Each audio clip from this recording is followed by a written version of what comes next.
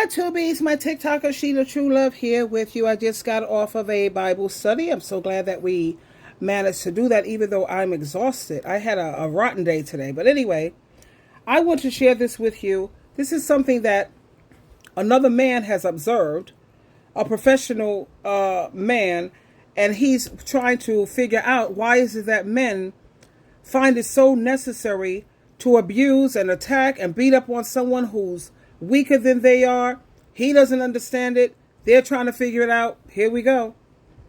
There is something wrong with men, and women cannot solve the problem. Feminism has tried and failed because men have to find the psychological ability to look at their brains and ask themselves, why do I have this need to physically beat up a weaker woman? Why? Why do I feel that compulsion or right that I can act like this? Well, and it's a men's question to themselves. It's nothing that women should be asking men. It's something men should be asking each other and themselves. This need from men to attack women in this way, which indicates that actually the fundamental root of this is men are terrified by women.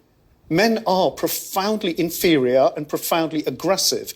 And that's biologically wired into their brain. And that's why they go around causing wars. That's why they go around destroying other nations, because men have something seriously unevolved and unadapted inside their brain structure. How did it get there? It's a biological need, but for some reason, and I really can't explain it, the male species is unlike any other on the planet. There is no other animal that acts towards its own kind, and kinship is a key thing in biology, okay? There is no other animal on the planet that acts to its own kind the way the male brain acts towards its own kind. What the male brain does is seriously mentally disordered. And if you don't understand it as a mental illness and keep just trying to find laws and talk about culture, you will not even come close to the problem because it's a psychological disease. Like, you ain't convincing me the men leading on their own is the beneficial thing. Absolutely not. This is hell. This is hell on earth under male leadership. And y'all want to sit there and keep saying men should be leaders. No, they should be in service to women, obviously. And I think that's what they were made for. And I think men are outside of their purpose in trying to be in a lane that they do not belong in, at least not by themselves. And you can tell it's demonstrated all day, every day. You do not belong in a leadership position on your own. Your leadership needs to be managed by someone that's more rational, someone who can think of the bigger picture that you clearly cannot think about. The worst thing is the male ego. I mean, men have been in leadership and we've been in war since they've been in leadership constantly, consistently. Men are in rulership, and men are as happy as they've ever been. Men are not even happy under male rulership. That's how ineffective they are. They're so ineffective at leadership that they can't even make themselves happy when they are in leadership. That tells you something. Men aren't happy under male rule. Even with all of the privileges, all of the laws of the land that men set, men are unhappy under it. They can't even make themselves happy.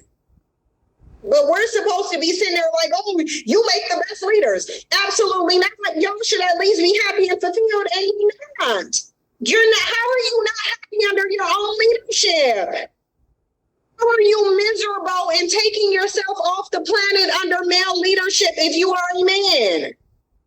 That right there should tell you that's your number one indicator that they are not effective leaders. They can't even make themselves happy under their own leadership. It's effective leadership.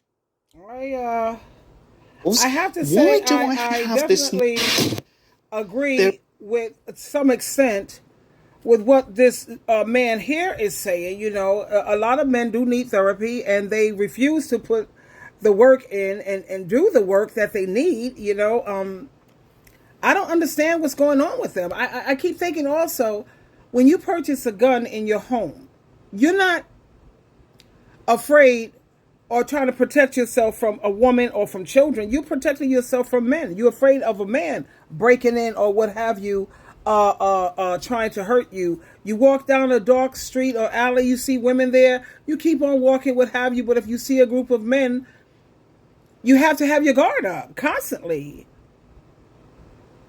Now, even the men can't seem to figure it out. Like I said, honey, it takes Jesus. And until the second coming of Jesus Christ, sweetheart, please, we're going to always have this. Whatever. There is something wrong with men.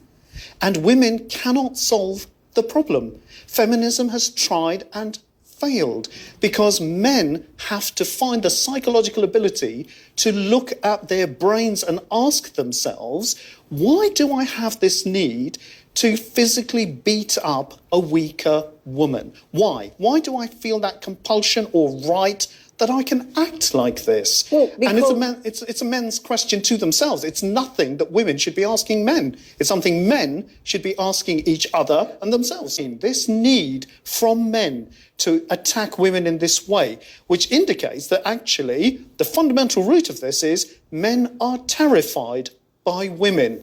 Men are profoundly inferior and profoundly aggressive. And that's biologically wired into their brain. And that's why they go around causing wars. That's why they go around destroying other nations, because men have something seriously unevolved and unadapted inside their brain structure. How did it get there? I don't know. How did it get there? They don't even know, child. Let me read some of the comments to share with you. Hold on, my babies. Trying to figure out these men and their aggression. Can't keep their eggplant where it belongs. Don't know how to be faithful. Don't have a clue what loyalty and integrity is all about. Whatever, honey. Here, let's see. It says here, y'all should go watch the interview he did with the Queen Maker. It's so good. We already know Priscilla the Queen Maker, honey. She ain't no joke. For real, for real. Okay, I started dating in my late 20s, and it was shocking to me how remedial they all were. Men just vibrate on a lower level. Why do you think they always talk about sex? They are stuck in their root, basically stuck in hell. They're stuck in hell, man. They say women vibrate on a higher level. Whatever. I've stopped dating the way a lot of men. I stopped dating because of the way a lot of men are thinking. To be honest with you, and I try to keep it fair. But the more I'm learning about men, to be honest with you, not all of them, because you do have some amazing kings out there. But we have to talk about the majority. The majority of the men, and I'm hearing this from women, my channel is international. And I get clients, and I'm hearing this same thing from women all over the world, where they're having these same difficulties and issues with these men. To be honest with you, let me tell you what I've noticed. Everything is about their eggplant. They don't care who they hurt. They don't care about destroying children, their wives, their homes. Tell God and Jesus, this is what they do to God and Jesus when it comes to their penis, their eggplant. That's what they do. Their penis, it seems to be their Lord, their Savior, their everything. And it just don't make any sense. I can't figure it out, honey. And I've had the best of orgasms. Hello. One woman says, I stopped dating this year. It has been a very peaceful and relaxing year, except for the times that I used to try to date. But now that I'm not dating, I'm telling men, you always bring problems, you never bring peace. That's interesting. Anyway, this is SheilaTruelove, and I guess we have to pray for them, sweetheart. They need all the prayer they can get. And ladies, leave these broken men alone, sweetheart. Please. If you want peace and enjoy your life, and to enjoy your life, leave the drama, because they come with drama. Lots of drama, abuse, and misery.